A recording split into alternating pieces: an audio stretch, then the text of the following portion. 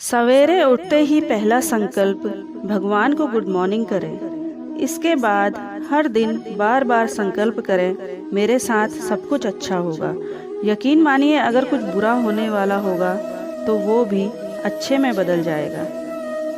अगर मन में कोई उलझन हो, डिसीजन लेना मुश्किल लग रहा हो, तो रोज़ सुबह साइलेंस में बैठें, परमात्मा को अपनी उलझन बताएं। जैसे औरों से राय मांगते हैं, उसी तरह परमात्मा से कहें, बताइए मेरे लिए सही क्या है।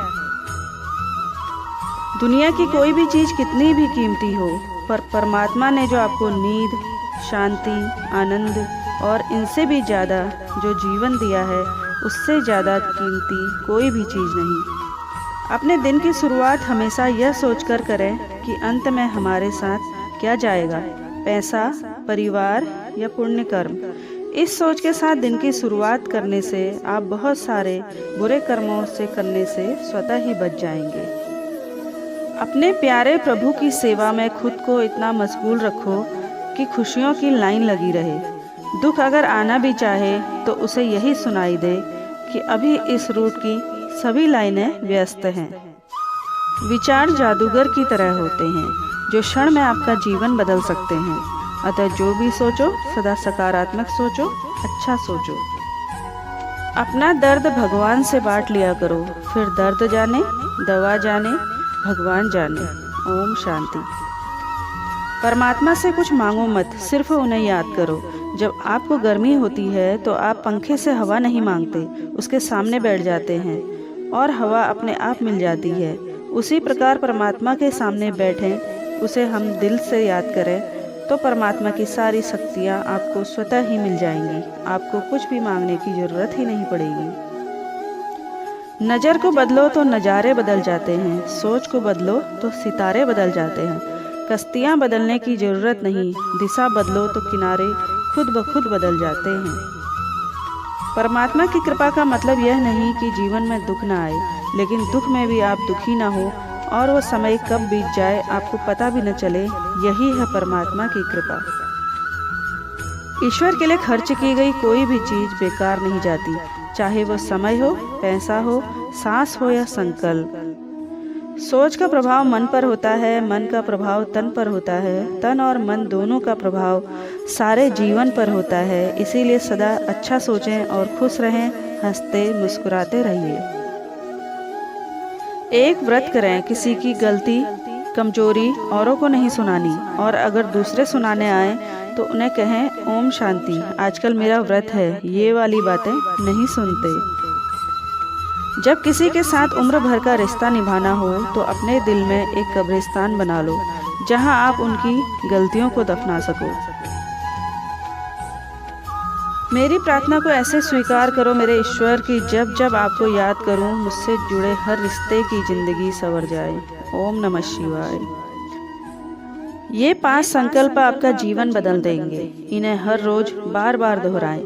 मैं शक्तिशाली आत्मा हूँ, मैं हमेशा खुश हूँ, मैं शांत हूँ, मेरा शरीर स्वस्थ है, मेरा घर स्वर्ग है। सुबह उठते ही पहला संकल्प मैं भाग्यवान हूँ बार बार मन में दोहराएं। पूरे दिन भर 1 महीने तक करें। आपके भाग्य में जो भी मुश्किलें होंगी वो टल जाएंगी। इस अभ्यास से समस्त ब्रह्मांड की शक्तियाँ आपका भाग्य बनाने में लग जाएंगी। हम जो संकल्प बार बार करते हैं, वैसी ही परिस्थिति का हम निर्माण व आवाहन करते हैं। यदि हम बार बार सोचेंगे कि मेरी तबीयत, घुटने, सास, बहू, समाज, किस्मत इत्यादि खराब हैं, तो खराब परिस्थितियों का हम निर्माण व आवाहन करते हैं। ध्यान रखें, हमारे हर संकल्प में रचनात्मक शक्ति है, इसीलिए सिर्फ सकारात्मक ही सोचें। जैसे मैं सर्वशक्तिमान भगवान का बच्चा हूँ, तो मेरे में भी बहुत शक्ति है, मेरे कर्म अच्छे हैं और भगवान मेरे साथ है, तो मेरे साथ सब अच्छा ही होगा। जरा सोचो, तुम्हारे परमपिता तुम्हें क्या देखना चाहता है। तुम उसकी उम्मीदों के सितारे हो। सारा संसार तुम्हारे स्वरूप में तुम्हारे परमपिता की छवि देखेगा। इसीलिए अपने बोल को, विचारों को, कर्म को, स्वभाव व संस्कारों को उस जैसा बनाओ। जिसे जीना आता है वह बिना किसी सुविधा के भी खुश मिलेगा। जिसे जीना नहीं आता वह सभी सुविधाओं के होते हुए भी दुखी मिलेगा। जिंदगी म्यूजिक प्लेयर नहीं है जिसमें आप अपनी पसंद के गीत सुन सकें।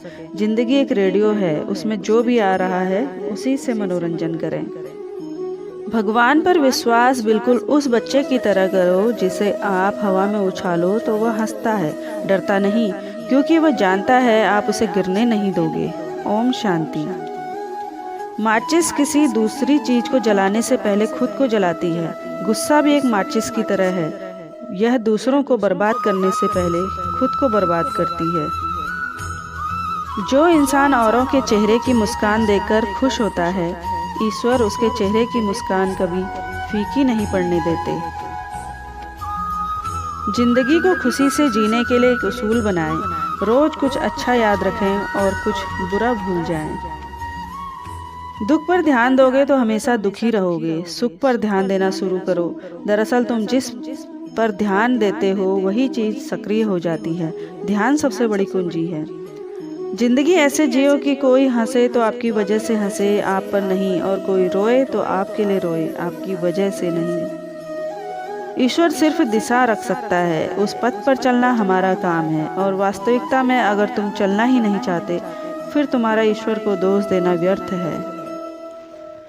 भगवान कहते हैं मत सोच कि तेरा सपना क्यों पूरा नहीं होता। हिम्मत वालों का इरादा कभी अधूरा नहीं होता। जिस इंसान के कर्म अच्छे होते हैं उसके जीवन में कभी अंधेरा नहीं होता।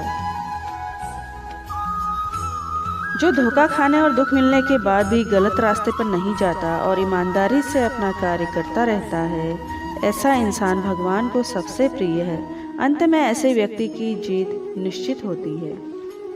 कभी कभी आपका मन उदास हो जाता है, दुखी हो जाता है, तो हम किसी दोस्त या रिश्तेदार को फ़ोन करते हैं, लेकिन उन्होंने हमें चाहिए वैसी बात नहीं की तो हम और उदास होते हैं। इससे अच्छा 2 मिनट शांत बैठकर अपने आप से अच्छी बात करें, आपको अच्छा लगने लगेगा।